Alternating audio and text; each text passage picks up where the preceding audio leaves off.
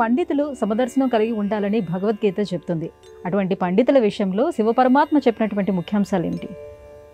నిజంగా పరమశివుడు ఆయనంత గొప్ప గురువు ఇంకొకరు లేరు. ప్రపంచానికి జ్ఞానాన్ని ఇవ్వాలన్నా స్వామి శివభగవానుడే, ఐశ్వర్యాన్ని ఇవ్వాలన్నా శివభగవానుడే. జ్ఞానము అంటే లౌకిక జ్ఞానము, పారమార్థికమైనటువంటి జ్ఞానం. లౌకికంగా కూడా ఆయన మాటల్ని మనం వాడుకోవచ్చు, ఆయన విధానాన్ని మనం అనుసరించవచ్చు. ఎట్లానంటే గుణదోషో బుధో గృహ్ణాన్ ఇందుక్ష్వేడా వివేశ్వర ప్రథమం శ్లాఘతే శిరం గుణదోషో బుధౌ. లోకంలో పండితుడనేటువంటి వాడు ఎలా ప్రవర్తించాలి చెప్పకుండానే చెప్పేట పరమశివుడు. అదేంటండి, కొంతమంది ఆచరించి చూపిస్తారు, అక్కడి నుంచే మనం వాళ్ళని స్వీకరించాలి, వాళ్ళ ప్రవర్తన ద్వారా మన జీవితాన్ని సరిదిద్దుకోవాలి. లోకంలో పూర్తిగా మంచివాడు, పూర్తిగా చెడ్డవాడు అంటూ ఎవరూ ఉండరు. 90 పాళ్ళు మంచితనం ఉండి 10 పాళ్ళు చెడ్డతనం ఉంటే వాడిని మంచివాడు అంటారు. అలాగే 90 పాళ్ళు పాండిత్యం ఉండి 10 పాళ్ళు అజ్ఞానం ఉంటే వాడిని పండితుడు అంటారు. 90 పాళ్ళు అజ్ఞానం ఉండి 10 పాళ్ళు జ్ఞానం గనక ఉంటే వాడు అపండితుడు అని అంటుంటారు. కాబట్టి అటువంటి వారిని ఎవరినైతే నువ్వు అజ్ఞానులు అనుకుంటున్నావో, పండితులు కానివారు అనుకుంటున్నావో, వాళ్ళని యొక్క ప్రవర్తనని నువ్వు విమర్శించద్దు. తోటివారిలో, మన ఆధునిక పరిభాషలో చెప్పాలంటే తోటివారిలో లోపాలను నువ్వు విమర్శించద్దు. ఎందుకంటే ఎటువంటి వాడిలోనైనా గుణం అనేది కొంచెమైనా ఉంటుంది.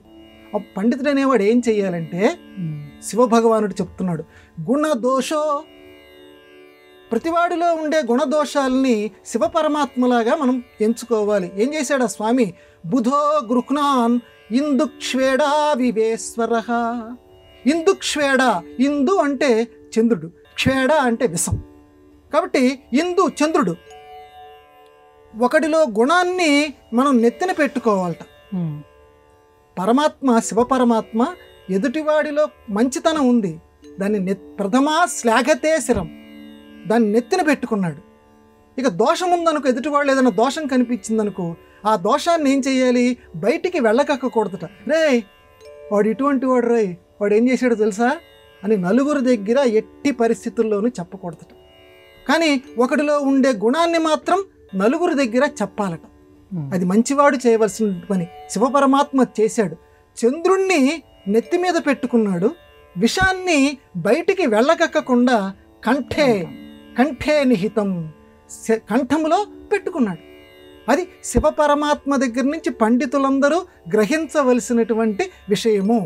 ఒక పుస్తకం చదువుతున్నావు, పుస్తకంలో ఏవైనా లోపాలు నీకు కనిపించినాయనుకో, నలుగురిలో ప్రచారం చేయకు.